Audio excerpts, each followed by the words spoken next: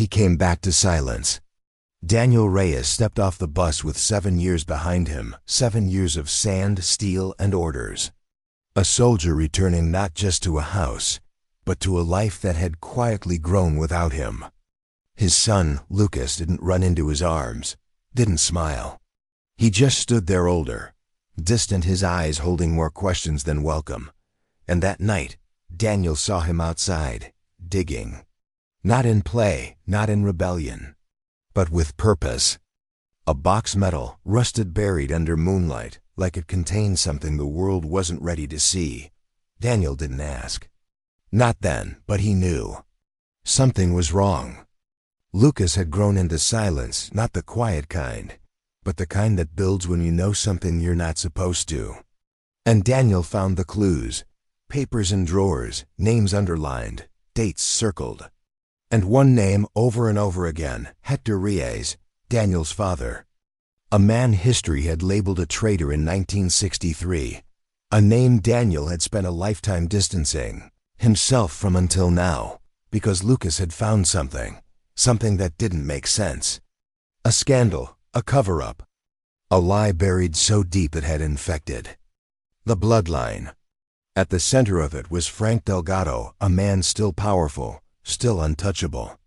And Elena, his daughter raised never knowing who her real father was, now adopted by Daniel. This wasn't just about the past anymore. It was personal. Lucas didn't want revenge. He wanted truth. And for Daniel, the hardest part wasn't facing the scandal, it was facing the possibility that his own father had never been guilty at all. Now father and son would stand side by side in a courtroom, facing a town built on silence, confronting the weight of generations. But justice isn't just about courtrooms. It's about courage. What happens next is not just a family story. It's a fight to rewrite what everyone thought they knew. Because sometimes the truth doesn't set you free. It makes you choose who you're willing to become to defend it. Daniel Reyes was born in 1978 in a little town called San Rafael that sits in the belly of New Mexico like a forgotten prayer. His daddy, Hector Reyes, was the kind of man who cast a long shadow 6 feet tall with shoulders broad enough to carry the world's troubles. Hector had served his country in Vietnam, came home with a Purple Heart and enough respect to fill the town square twice over. I remember watching young Daniel as a boy, following his father around like a loyal pup. Hector would take him fishing, down at the old reservoir, teaching him how to tie knots and read the wind. "Mio," he'd say, his voice deep as canyon walls. "A man's word is all he's got in this world. You break that, you break yourself." Daniel hung on to every syllable like gospel truth. The boy had his father's eyes dark as midnight coffee, and the same stubborn set to his jaw. But where Hector was steady as bedrock, Daniel burned with a restless fire. He wanted to see the world beyond San Rafael's dusty streets, wanted to prove himself worthy of the Reyes name. Everything changed in the spring of 1963, when Daniel was just 15 years old. I was there that Tuesday morning when the federal agents rolled into town in their black sedans, looking like harbingers of doom. They went straight to Hector's auto shop, badges flashing in the desert sun.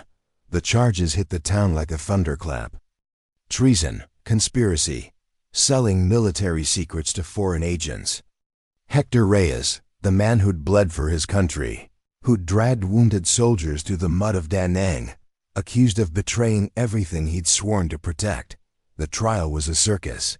Reporters swarmed San Rafael like vultures, their cameras clicking every time Hector walked up those courthouse steps.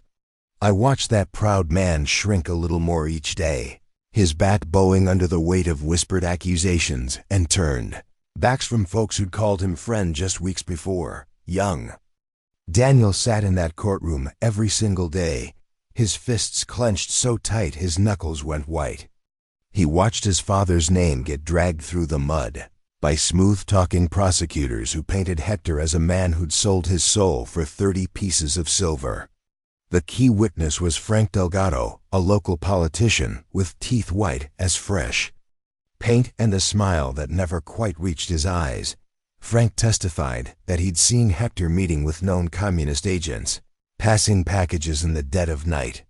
His words carried weight because Frank was one of their own, born and raised in San Rafael, a war hero himself who'd served in Korea and come home to build a successful construction business. When Frank Delgado spoke, people listened. The guilty verdict came down like a hammer blow.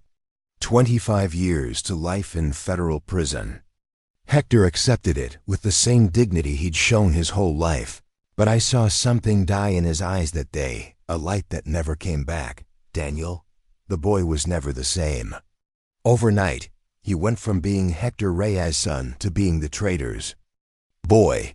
Kids at school started crossing the street when they saw him coming. The grocery store clerk would count his change twice, like he might steal from the register. Even the priest at St. Michael's started looking at him sideways during Sunday Mass. 3 months after the sentencing, Hector died in his cell. Heart attack, they said. But I knew better. Sometimes a man's heart just gives up when it can't bear the weight of shame anymore. Daniel left San Rafael the day after his father's funeral. Just packed a duffel bag and caught the Greyhound to Albuquerque, then onto the Army recruiting station.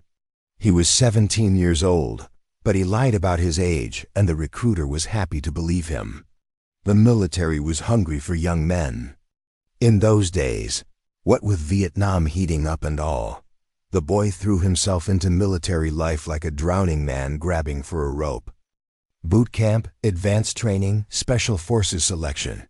He pushed himself harder than any soldier I ever heard tell of.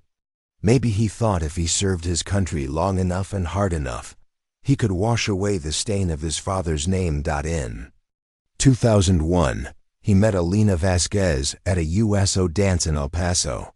She was 23, fresh out of nursing school, with laugh lines around her eyes and hair black as midnight.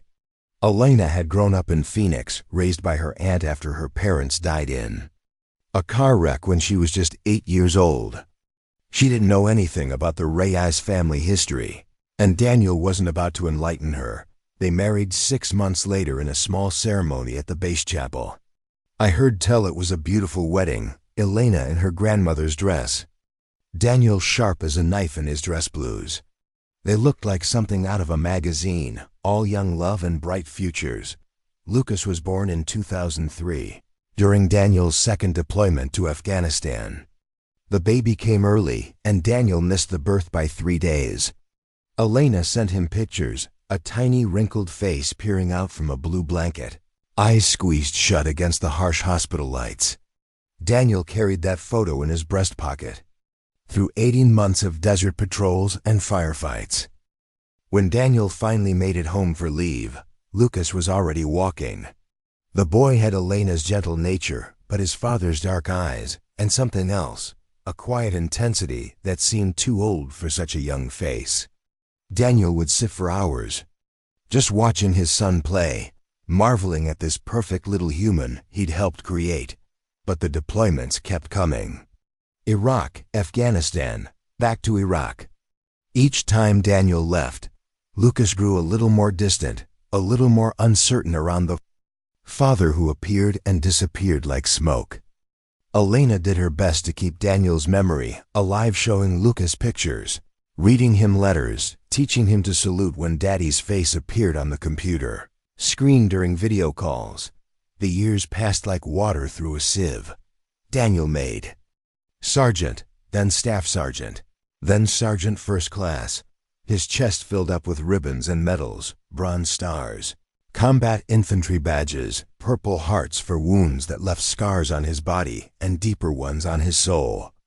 But the more decorated he became, the further away he seemed to drift from the family he was supposedly fighting for. In 2009, during his 5th deployment, Daniel's unit was hit by an IED outside Kandahar. 3 men died instantly, 2 more in the medevac chopper. Daniel survived with a concussion, a busted eardrum, and shrapnel scars across his left shoulder that looked like a spider web of silver lines. The Army wanted to send him home on medical leave, but Daniel refused. He'd seen too many good soldiers die to quit now. Besides, what was waiting for him back in Texas? A wife who looked at him like a stranger, and a son who called him sir instead of daddy? So he stayed. Another year, another deployment. Alina's letters became shorter, more formal. Lucas stopped drawing pictures to send to his father. The video calls grew awkward, filled with long silences and forced smiles. In 2010, Alina asked for a divorce. The papers came in the mail like a slap across the face.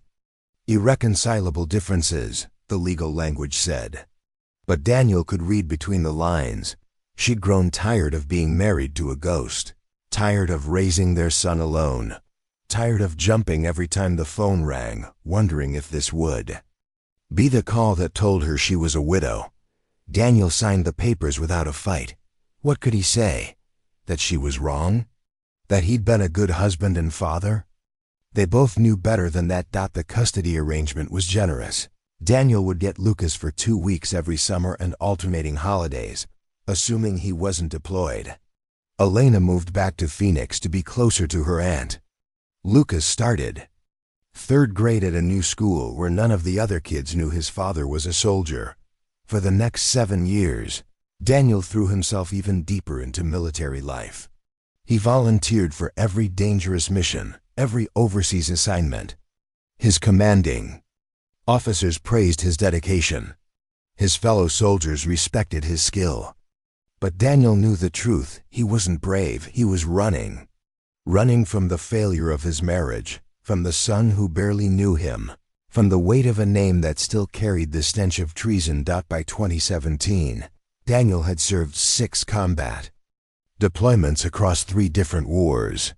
His personnel file was thick with commendations, and his body was a roadmap of scars.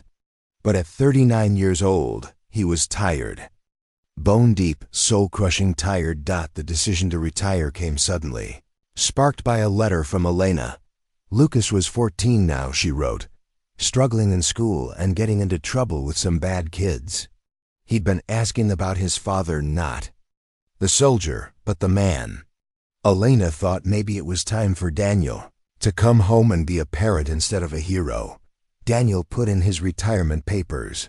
The next day, the transition to civilian life was harder than he'd expected.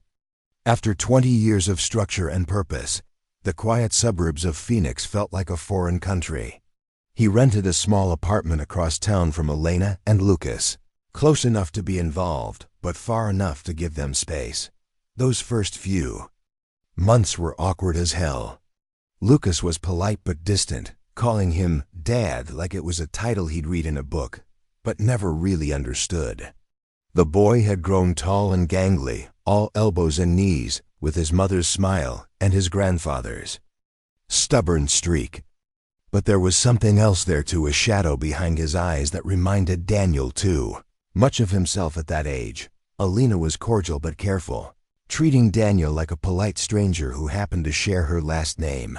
She'd remarried 2 years earlier to a good man named Roberto, who taught high school math and coached Little League. Roberto was everything Daniel wasn't: steady, present, emotionally available. Lucas called him Rob and seemed genuinely happy around him. Daniel tried to find his place in this new family dynamic. He took Lucas to baseball games and movies, helped with homework, taught him to drive stick shift in an empty parking lot. Slowly, carefully, they began to build something that might eventually grow into a real relationship. But Daniel could see the questions in his son's eyes. Lucas was smart, too smart for his own good sometimes, and he'd started asking about his father's past. Why didn't Daniel ever talk about his own father? Why were there no pictures of grandparents in Daniel's apartment? Why did his father's face go hard as stone whenever Lucas mentioned wanting to visit New Mexico? Daniel deflected these questions with the skill of a man who'd spent 20 years keeping secrets. But he could see Lucas filing away each non-answer, each deflection, building a case against his father's carefully constructed silence. The breaking point came on Lucas's 15th birthday. Elena had thrown a party in their backyard, nothing fancy, just family and a few friends from school. Daniel arrived with a present and a smile. playing the part of the involved father. But during the cake cutting, one of Elena's relatives mentioned something about family history. "You should do one of those DNA tests, Mio," the old woman said to Lucas. "Find out where your people came from. I bet you got some interesting stories hiding in that bloodline." Lucas's eyes lit up with curiosity, but Daniel felt his stomach drop like a stone. That night, he lay awake, staring at the ceiling, knowing with crystal clarity that his carefully constructed new life was built on foundations of sand. Because the one thing Daniel had never told Elena, never told Lucas, never told anyone in his new life was the truth about Hector Reyes. They thought Daniel was just a career soldier who'd grown up poor in New Mexico. They had no idea that his father had died in federal prison. Branded as a traitor to the country, Daniel had spent his life serving Dot, and now Lucas was asking questions. Smart, persistent, stubborn Lucas who got his teeth into a problem and wouldn't let go until he'd worried it down to the bone. Daniel knew it was only a matter of time before his son went digging. And when he did, when Lucas discovered the truth about their family name, it would destroy everything Daniel had spent the last 2 decades trying to build. What Daniel didn't know, what he couldn't have known, was that Lucas had already started digging. The boy had been researching the Reyes family history for months, following a trail of breadcrumbs that led back to a small town in New Mexico and a scandal that had been buried but never forgotten. On a Tuesday night in March 2018, Lucas finally found what he was looking for. Sitting in the Phoenix Public Library, hunched over a computer terminal, he stumbled across a digitized newspaper archive that contained the full story of Hector Reyes' trial and conviction. The boy sat there for 2 hours reading every article, every editorial, every letter to the editor. He saw his grandfather's face in the photographs, proud and defiant in the early pictures, broken and haunted by the end. He read the testimony that had convicted Hector, memorized the names of everyone involved. But most importantly, he saw something that all the adults had missed, something that a 15-year-old boy with fresh eyes and a generation of distance could spot. Like a neon sign in the darkness. Frank Delgado's testimony didn't add up. The timeline was wrong, the details contradictory. The man who'd sent Hector Reyes to prison was lying through his teeth. That night, Lucas made a decision that would change everything. He was going to clear his grandfather's name. He was going to find the truth that the adults had been too scared or too tired to uncover. He just had no idea how much that truth would cost. The summer of 2018 started like any other. Daniel picked up Lucas for his court-mandated 2 weeks, planning the usual father-son activities, camping in Sedona, hiking the Grand Canyon, maybe a trip to the Diamondbacks game if they could get tickets. But Lucas had other plans. On the 3rd day of his visit, while Daniel was at the grocery store, the boy used his father's laptop to book a bus ticket to Albuquerque. From there, he planned to hitchhike to San Rafael and start investigating his grandfather's case. Daniel found the confirmation email that evening. For a moment, he just stared at the screen, his heart hammering against his ribs like a caged bird. Then he called Elena. "Did you tell him?" Daniel's voice was barely a whisper. "Tell him what?" Elena sounded genuinely confused. "About my father. About what happened." There was a long pause. "Daniel, I don't know anything about your father. You never told me anything, remember?" Daniel closed his eyes. "Lucas knows. He's been researching. He's planning to go to New Mexico." "What?" Elena's voice shot up an octave. "Why would he, Daniel? What aren't you telling me?" So Daniel told her everything about Hector's trial and conviction, about the years of shame and exile, about the reason he'd never spoken of his family. Elena listened in stunned silence as 20 years of carefully guarded secrets spilled out like blood from a wound. When he finished, Elena was quiet for a long time. Finally she said, "You have to stop him. I know. Daniel, if he goes digging around in this, if he starts asking questions, I know. But Daniel was wrong. He didn't know. He had no idea what his son had already discovered, no clue about the can of worms Lucas was about to rip open. Because the boy hadn't just found evidence of his grandfather's innocence. He'd found evidence of Frank Delgado's guilt. Daniel confronted Lucas that night, sitting the boy down at the kitchen table with the printed email between them like a piece of evidence. "You want to tell me what this is about?" Daniel kept his voice level, but Lucas could hear the steel underneath. The boy lifted his chin, defiant. "I'm going to find out the truth about grandfather. There's nothing to find out. The case is closed. He didn't do it." Lucas's voice was flat, certain. "Frank Delgado lead." The words hit Daniel like a physical blow. He'd spent 35 years accepting his father's guilt, building his entire adult life around the shame of it. To hear his 15-year-old son calmly state the opposite, double quotes, "Lucas, you don't understand. You weren't there. You didn't see. I saw the newspaper articles. I read the trial transcripts. Delgado's testimony doesn't match the physical evidence. The dates are wrong, the locations are impossible, the timeline doesn't work." Daniel stared at his son, seeing Hector's stubborn intelligence burning in those dark eyes. "Even if that's true, it doesn't matter now. It's been 55 years. It matters to me. Why?" The word came out sharper than Daniel intended. "Why does it matter? He's dead, Lucas. They're all dead. You can't change what happened." Lucas leaned forward, his jaw set in that familiar Reyes line. "Because I'm tired of carrying around shame for something my family didn't do. Because I want to know who I really am instead of who other people say I am." The words cut Daniel to the bone because they were his own thoughts, his own pain, reflected back at him through his son's eyes. How many nights had he lain awake wondering the same things? How many times had he wished he could clear his father's name? But wanting something and achieving it were two different things entirely. "Lucas, listen to me. Frank Delgado is still alive. He's a powerful man with powerful friends. If you start making accusations, if you start digging around in this, then what? He'll do to me what he did to grandfather?"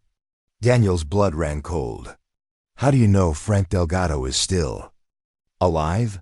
Lucas hesitated, and Daniel saw something flicker across his son's face, guilt, maybe, or fear. "Lucas, how do you know Frank Delgado is still alive?" The boy's shoulders sagged slightly. "Because I've been in contact with him." The world tilted sideways. Daniel gripped the edge of the table, his knuckles white.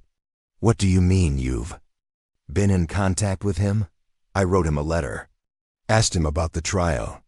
"Jesus Christ, Lucas, what did you?" "He wrote me back." Lucas pulled a folded piece of paper from his back pocket, placed it on the table between them. "He wants to meet." Daniel snatched up the letter, his hands shaking as he unfolded it. The letterhead was expensive. Frank Delgado Construction Company. Established 1965.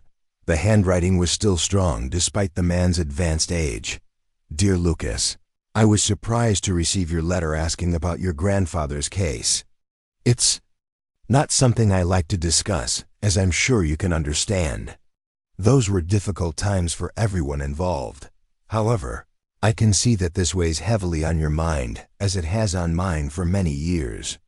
Perhaps it's time we spoke face to face. I'll be in Phoenix on business next month. Would you be interested in meeting for lunch? Sincerely, Frank Delgado. Daniel read the letter twice, his mind racing. Why would Frank Delgado want to meet with Lucas? After all these years, what could he possibly have to say? Unless ... "You're not going," Daniel said firmly. "Whatever game he's playing, you're not going to be part of it. It's not a game. He wants to tell me the truth." "The truth?" "Lucas, this man destroyed our family. He sent your grandfather to prison where he died. What makes you think he's suddenly going to grow a conscience?" Lucas looked his father dead in the eye. "Because he's dying." Daniel felt the ground shift beneath his feet. What? I looked him up. Frank Delgado is 83 years old. He's been in and out of the hospital for the past year. Cancer. Lucas's voice was soft but determined. Maybe he wants to clear his conscience before he meets his maker. Daniel stared at his son, seeing the wheels turning behind those intelligent eyes. Lucas had thought this through, planned it out, considered all the angles. He wasn't some impulsive teenager chasing fantasies. He was conducting a calculated investigation. And that scared Daniel more than anything. "You're still not going," he said finally. "Yes, I am."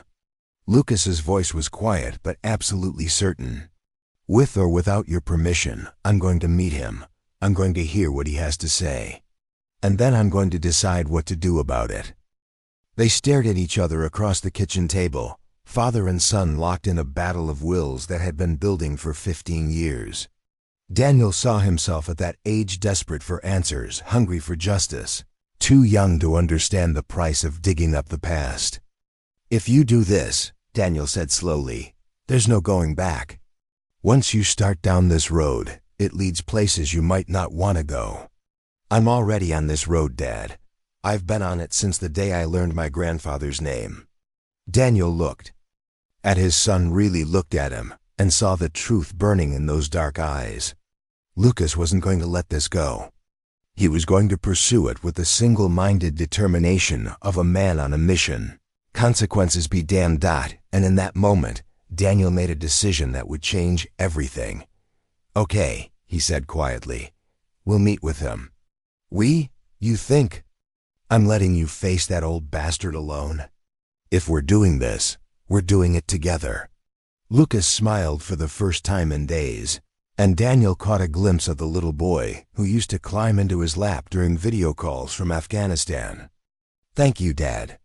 Daniel nodded, already regretting his decision, but knowing he couldn't live with himself if he let Lucas walk into danger alone. "Just promise me one thing." "What?" "When this is over, when we find out whatever we're going to find out, you'll let it go. You'll move on with your life instead of letting the past eat you alive like it did me." Lucas considered this for a moment, then shook his head. "I can't promise that. But I can promise I won't let it destroy me." Daniel smiled grimly. "That's probably the best I'm going to get, isn't it?" "Yeah, it is." They met Frank Delgado at a restaurant in downtown Phoenix on a Tuesday afternoon in August. Daniel arrived early, positioning himself at a corner table where he could see the door and all the exits. Old habits from too many years in hostile territory. Lucas was nervous but trying to hide it, fidgeting with his napkin and checking his phone every few minutes.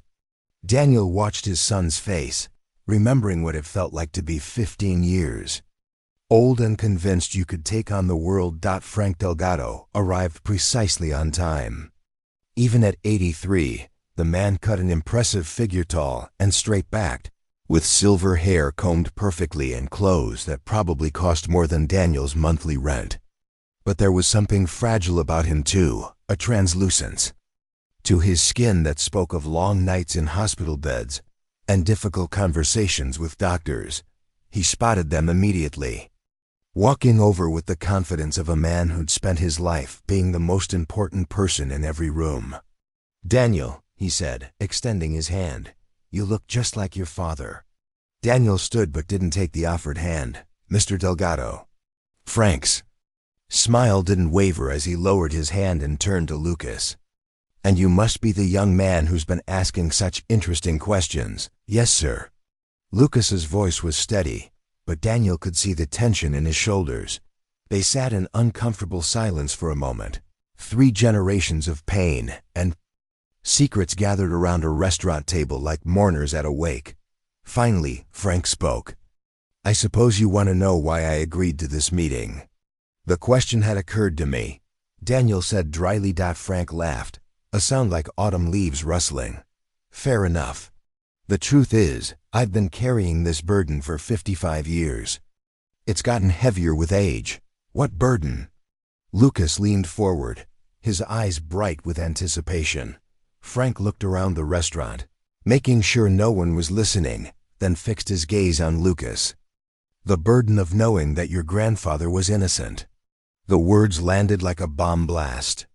Daniel felt his chest tighten, his vision narrow. Beside him, Lucas went very still. What? Daniel's voice came out as a whisper. Hector Reyes never sold secrets to anyone. He never betrayed his country. He was exactly what he appeared to be, a good man who served with honor and died with dignity. Lucas found his voice first. Then why did you lie? Frank's composure cracked slightly, his hands trembling as he reached for his water glass. Because I was young and stupid and scared. Because I thought I was protecting something important. Because I never imagined it would go as far as it did. Start from the beginning, Daniel said, his voice deadly quiet. Tell us everything. Frank nodded, seeming to gather himself. It started in 1962. I was 26 years old, fresh out of the army, trying to build a construction business from nothing. I'd gotten a contract to do some work at the missile testing facility, outside of town government work. Good money, security clearance required. He paused, lost in memory. That's where I met Colonel Marcus Webb. He was the base commander, a real smooth talker with big ideas about the future. He took a liking to me, started bringing me into his confidence. What kind of confidence? Lucas asked. The profitable kind. Webb had discovered that certain information about missile tests' flight paths, payload specifications, timing was worth a lot of money to the right buyers. Not enemy agents, you understand. Defense contractors who wanted to get their bids. In early, investors looking to make smart plays on aerospace stocks.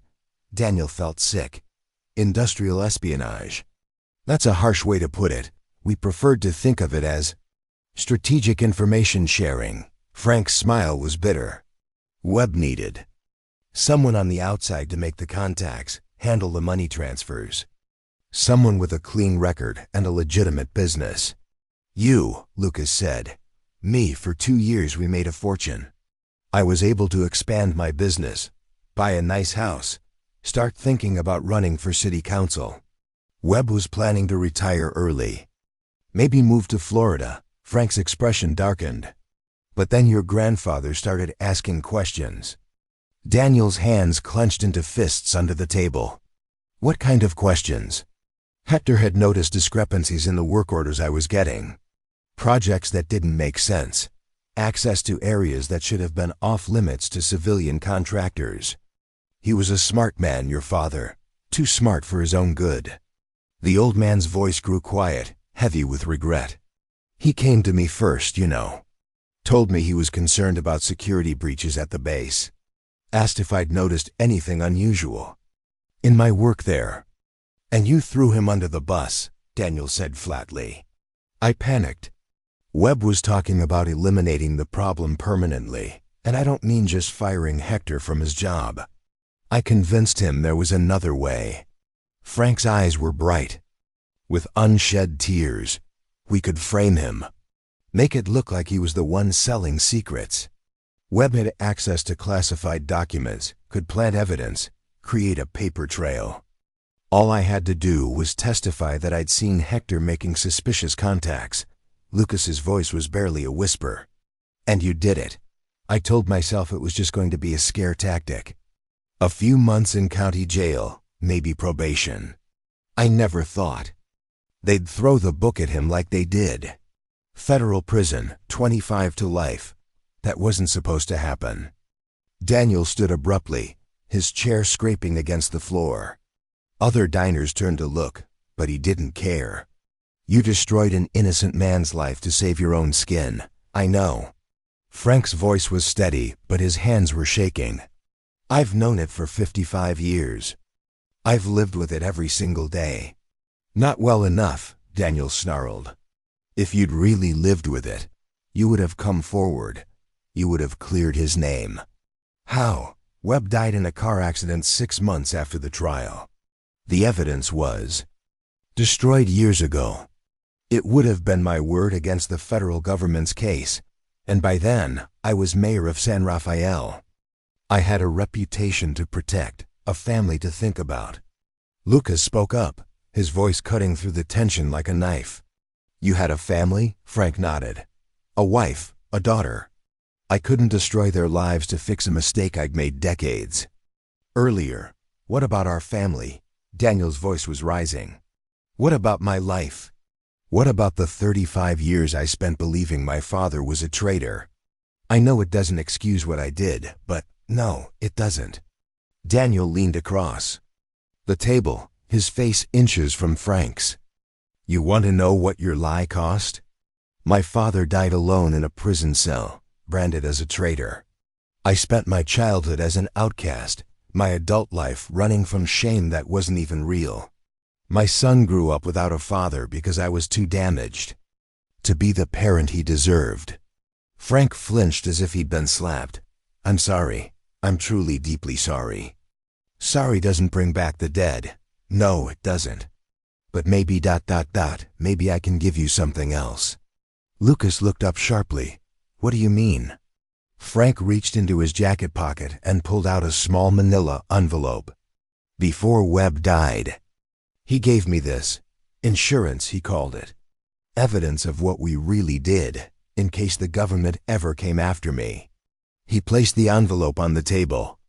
Daniel stared at it like it might explode. What's in there? He asked, bank records showing the money transfers.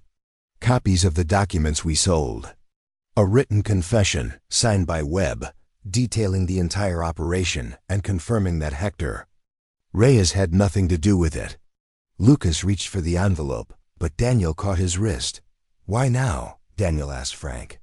Why give this to us now? Frank's smile was sad and tired. Because I'm dying, Daniel. Pancreatic cancer, stage 4. The doctors give me 6 months, maybe less. He gestured to the envelope. That's been sitting in my safe deposit box for 55 years, eating away at my conscience like acid. I can't take it with me when I go, and I can't leave it for my family to discover after I'm gone. So you're dumping it on us instead.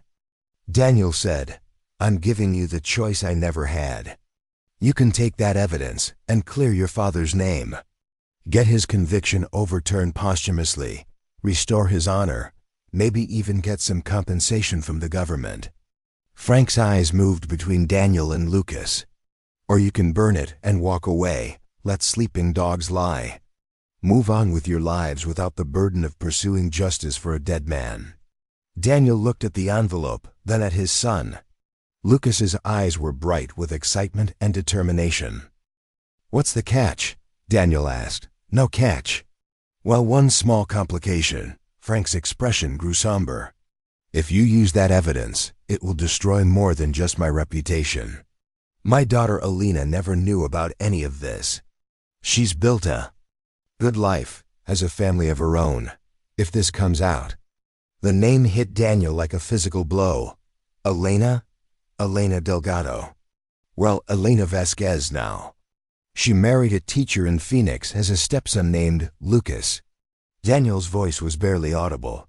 Frank's eyes widened as understanding dawned. Oh, dear God. Elena is your wife, isn't she?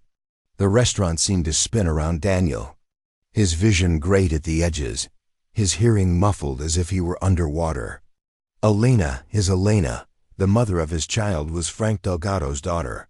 The woman he'd loved and married and divorced was the child of the man who destroyed his father. Dad? Lucas's voice seemed to come from very far away. Dad, are you okay? Daniel looked at his son, Frank Delgado's grandson, and felt something break inside his chest.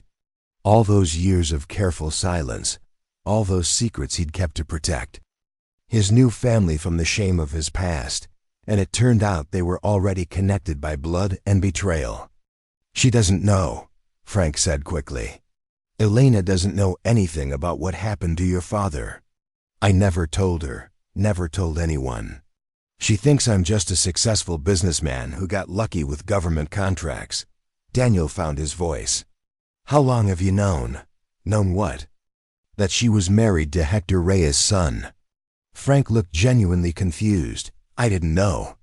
Elena never mentioned her husband's family history. never told me his father's name. I only put it together just now when you said Lucas. The pieces fell into place with sickening clarity. Elena had been adopted, raised by her aunt in Phoenix after her parents died. Only they hadn't died. Her mother had died, but Frank had given her up to protect his political career, his respectable image. He'd let his own daughter believe she was an orphan rather than admit to his connection to the Reyes scandal. "You gave her up," Daniel said. The words tasting like ash in his mouth. Frank's composure finally cracked completely. Tears rolled down his weathered cheeks as he nodded. "Marie, my wife, she couldn't handle the pressure after the trial. The reporters, the questions, the way people looked at us. She had a nervous breakdown, spent 2 months in a psychiatric hospital." He wiped his eyes with a shaking hand. "When she got out, she said she couldn't stay married to me anymore. She was going to take Elena and leave town, start over somewhere fresh. But then she got sick cancer, just like me. She died when Elena was 8. Frank's voice broke completely. "I couldn't take care of a little girl, not with my political career taking off. So I let Marie's sister adopt her. Told Elena her father had died too, that she was an orphan." It seemed kinder than the truth.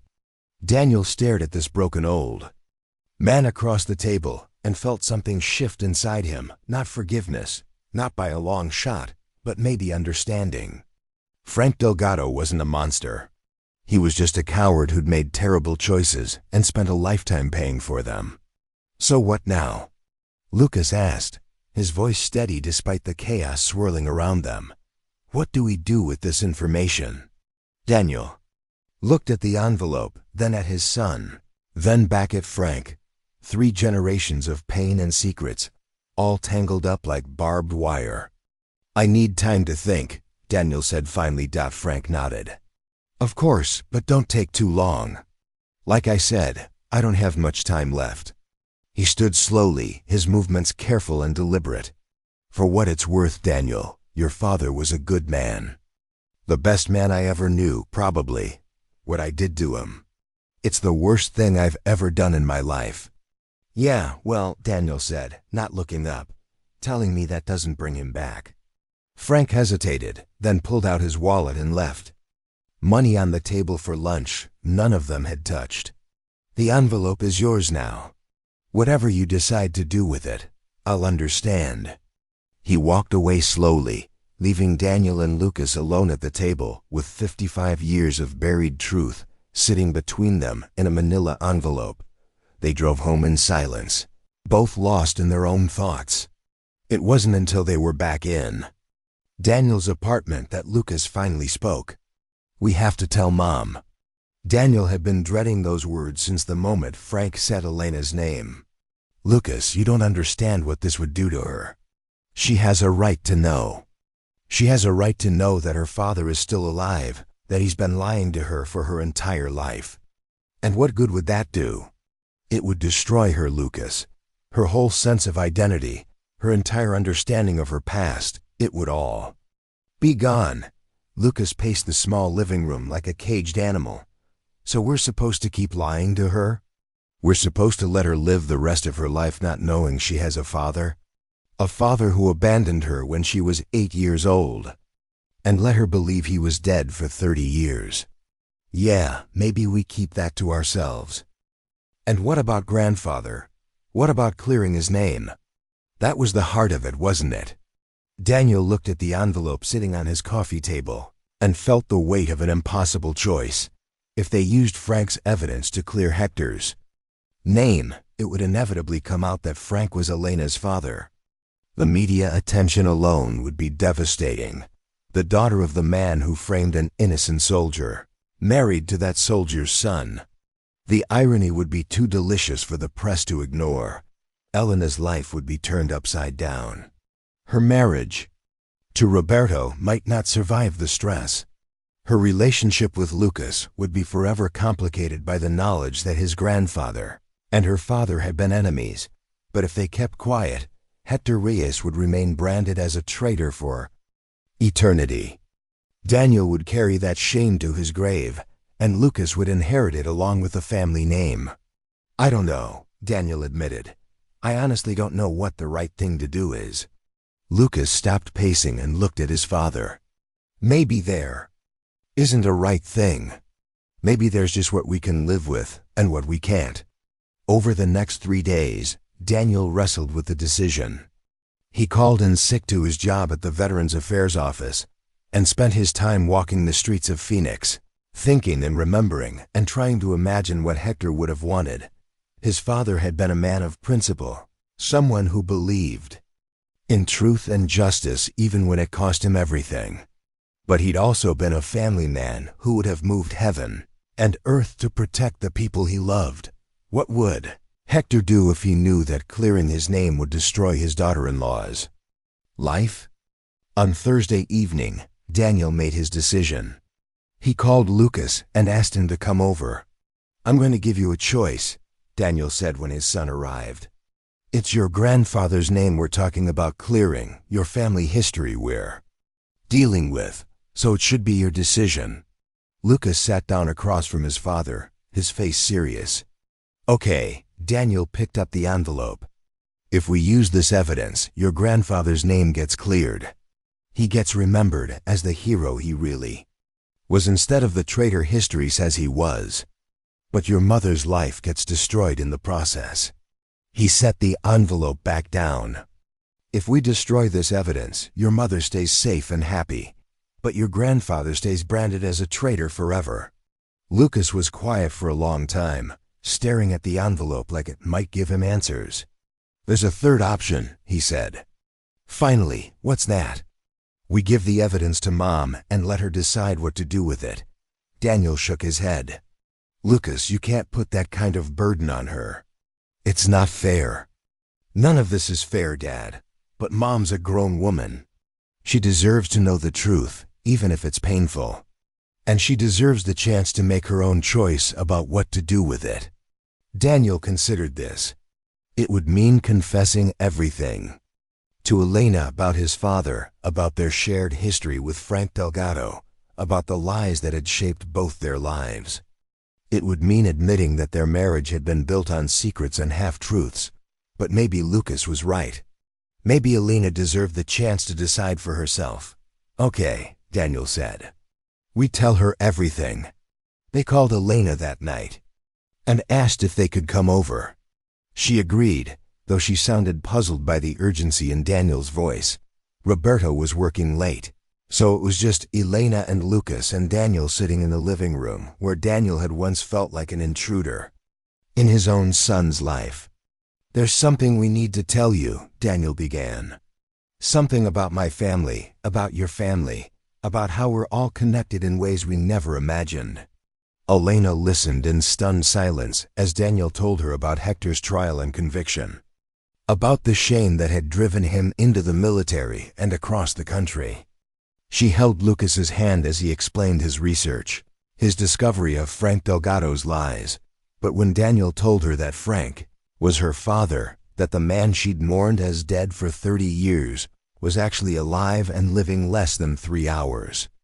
Away Elena broke down completely. She cried for 20 minutes straight, great heaving sobs that seemed to come from somewhere deep in her soul. Daniel wanted to comfort her, but what could he say? How do you console someone whose entire life has just been revealed as a lie? When she finally composed herself, Elena's first words were, I want to see him. Elena, I don't think that's a good. I want to see him, she repeated, her voice stronger now. I want to hear him tell me himself why he let me believe he was dead. So they drove to New Mexico the next day, Daniel, Elena, and Lucas in Daniel's pickup truck, making the 5-hour journey in tense silence. Elena stared out the window at the desert landscape, perhaps seeing it with new eyes now that she knew it was her homeland. San Rafael looked exactly the same as Daniel remembered: dusty streets, adobe buildings baking in the sun, pickup trucks parked outside the single grocery store. But it felt different somehow, smaller and more fragile, like a movie set that might blow away in the first strong wind. Frank's house was on the outskirts of town, a sprawling ranch-style place with a circular driveway and manicured landscaping that spoke of money and success. Elena stared at it for a long time before getting out of the truck. Frank answered the door himself, though he moved slowly and kept one hand on the doorframe for support. When he saw Elena, his face went white as paper. "Hello, Daddy," Elena said, and her voice was steady as stone. Frank's legs gave out. Daniel caught him before he could fall, helped him to a chair in the living room. The old man sat there gasping like a fish out of water, his eyes never leaving Elena's face. "You look just like your mother," he whispered finally. "So I've been told." Elena sat down across from him, her posture rigid. "Though I wouldn't know. Since I was 8 years old when she died, and you decided I was better off thinking you were dead too." Frank flinched. "Elena, you have to understand. I understand perfectly. You were a coward who chose your political career over your own daughter." The words hung in the air like a physical presence. Daniel saw Lucas shift uncomfortably in his chair, saw Elena's hands trembling despite her calm voice. It wasn't that simple," Frank said weakly. "Then explain it to me. Make me understand how a father abandons his 8-year-old daughter and lets her grow up thinking she's an orphan." Frank looked older than his 83 years, shrunk in on himself like a deflated balloon. "After the trial, after what I did to Daniel's father, everything fell apart. The reporters wouldn't leave us alone. Your mother couldn't handle the pressure. She had a complete breakdown." He took a shaky breath. "When she got out of the hospital, she said she was taking you and leaving. Starting over somewhere I couldn't contaminate your life with my mistakes. I thought maybe she was right. So you let us go. I let you go.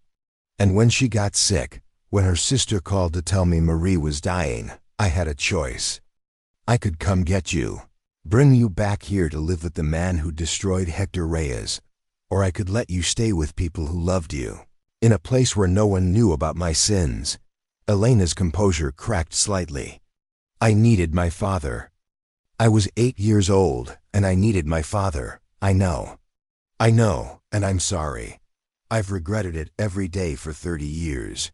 Not enough to pick up a phone, not enough to write a letter, not enough to let me know I wasn't alone in the world." Frank had no answer for that.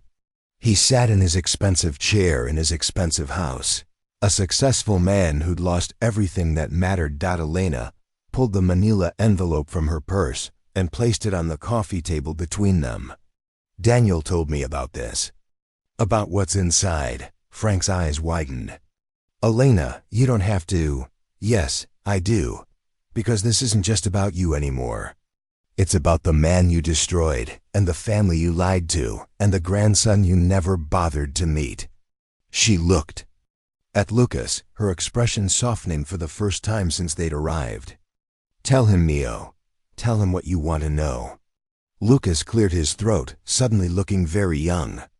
"I want to know if you're sorry. Not about getting caught, not about the consequences. Are you sorry you did it in the first place?" Frank met his great-grandson's eyes and nodded slowly.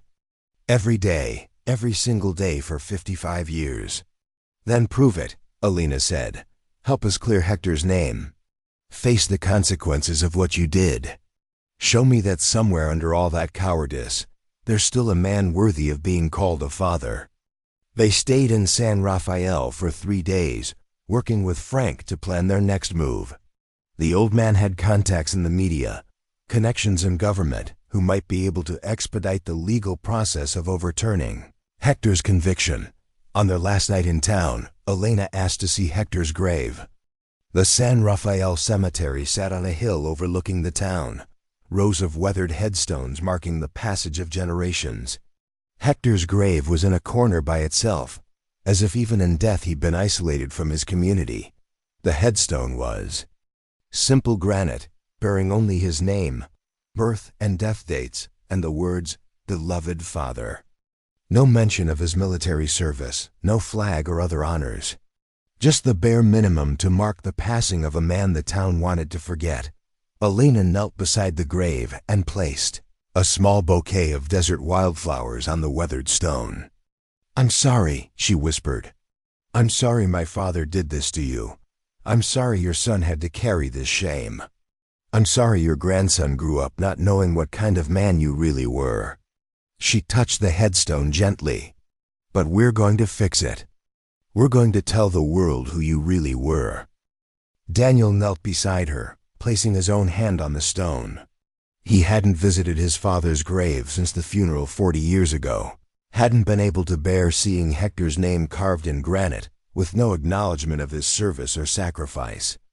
"I'm sorry too, Papa," he said quietly. "I'm sorry I believed them. I'm sorry I ran instead of fighting for you. I'm sorry it took my son to make me brave enough to seek the truth." Lucas joined them, 3 generations of the Reyes family finally reunited at Hector's graveside. "We're going to clear your name, grandfather," the boy said. "The whole world is going to know you were a hero." They drove back to Phoenix the next morning, carrying with them Frank's confession, his promise to cooperate fully with any investigation, and a weight that somehow felt lighter than it had in decades. The legal process took 8 months. Frank hired the best lawyers money could buy, not to protect himself, but to ensure that Hector's exoneration would be complete and unassailable.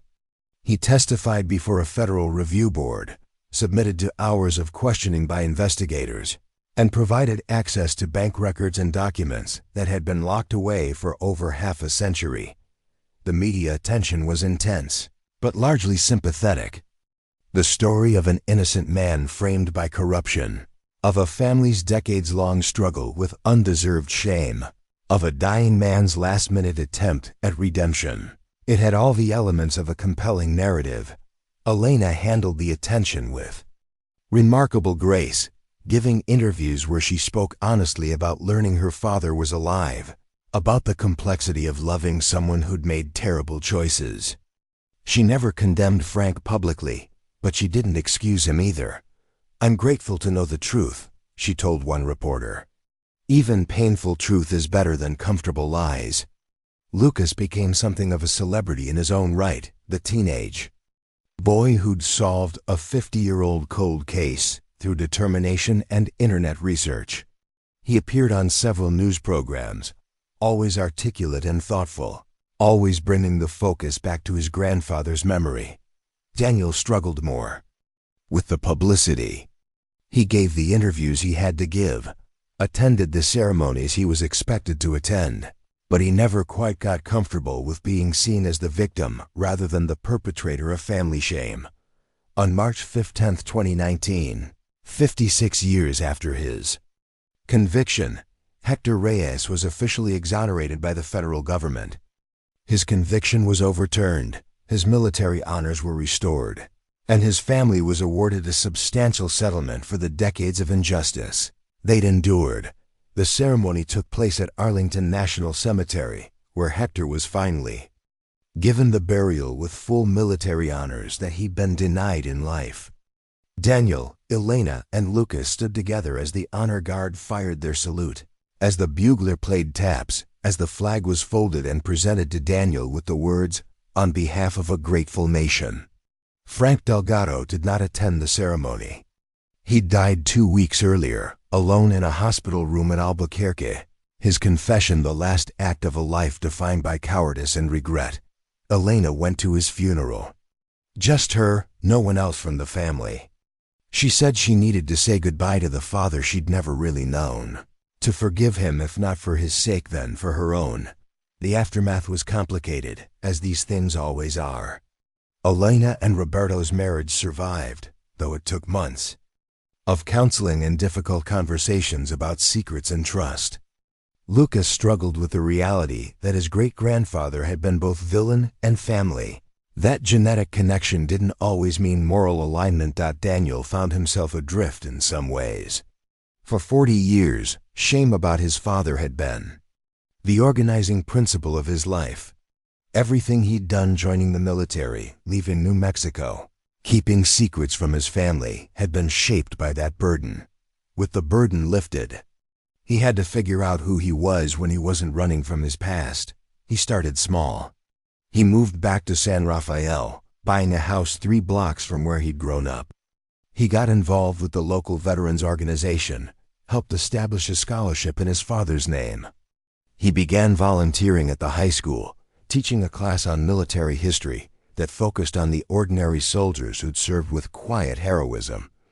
Lucas came to visit him that summer, the first time they'd spent together since the exoneration ceremony. The boy, though at 16, he was hardly a boy anymore, seemed different. More mature, more thoughtful, carrying himself with the confidence of someone who knew exactly who he was and where he came from. "Do you ever regret it?" Lucas asked one evening as they sat on Daniel's front porch, watching the sun set over the desert mountains.